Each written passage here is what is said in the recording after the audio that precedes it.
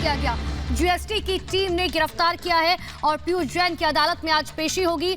लेकिन देखिए, अभी तक कुल मिलाकर 257 करोड़ रुपए कैश बरामद किया जा चुका है और कानपुर कोर्ट में आज पेशी होगी। ये बड़ी खबर इस वक्त की आपको बता रहे कि देखिए, कानपुर कोर्ट में आज पेशी की जाएगी पीयूष जैन की। लगातार कई दिनों से छापेमारी चल रही थी कानपुर से लेकर कन्नौज तक और आज अदालत में पेशी।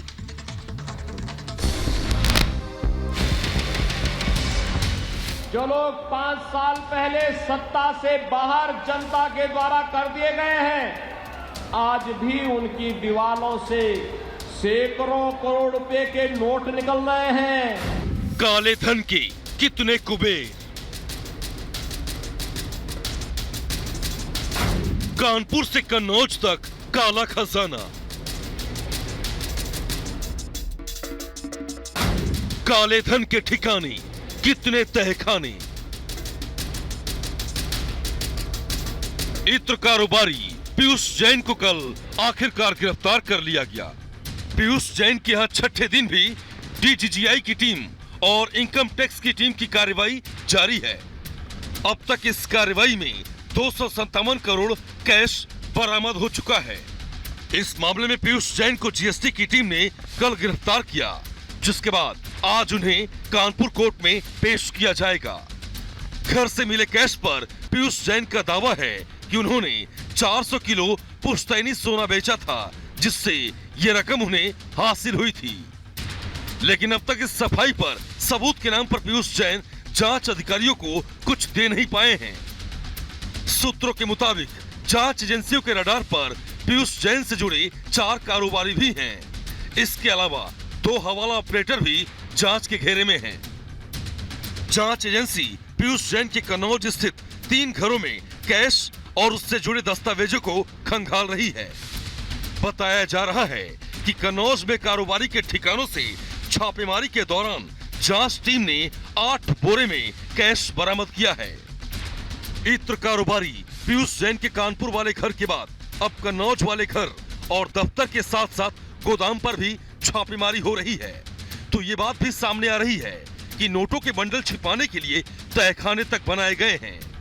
कैश के बंडल बनाने के लिए डीजीजीआई की टीम रबर बैंड बाहर से खरीदकर अंदर ले गई है। हथौड़े को घर के अंदर ले जाती तस्वीरें भी कैमरे में कैद हो गई हैं। बताया जा रहा है कि घर के अंदर बेसमेंट से मिले ड्रम को तोड़ने के लिए हथौड़ों का इस्तेमाल किया जा रहा है।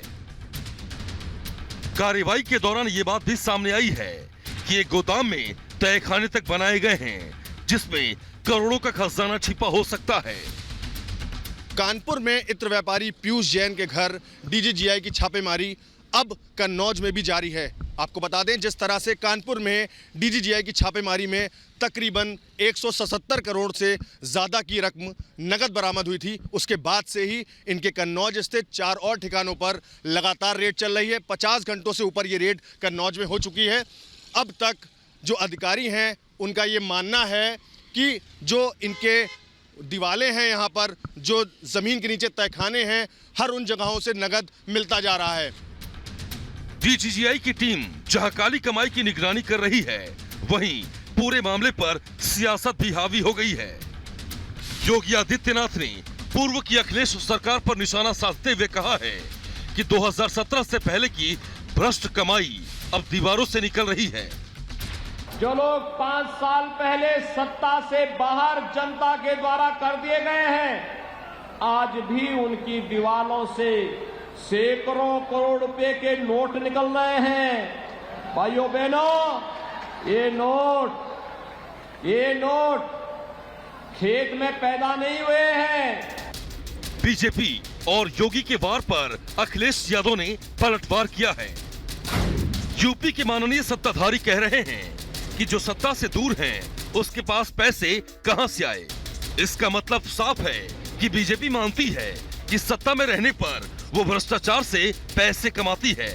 वसूली से भी, ट्रांसफर पोस्टिंग और बुलडोजर का डर दिखाकर भी, चंदे और बोरी की चोरी से भी। यूपी की सियासत में इत्र ने पारा चढ़ा दिया है। योगी सरकार विपक्ष पर हमलावर है तो विपक्ष भी पलटवार कर रहा है। ऐसे में देखना यह है कि आने वाले दिनों में इस मामले में जांच की आंच कहां तक पहुंचती है? Bureau report, Republic Bharat.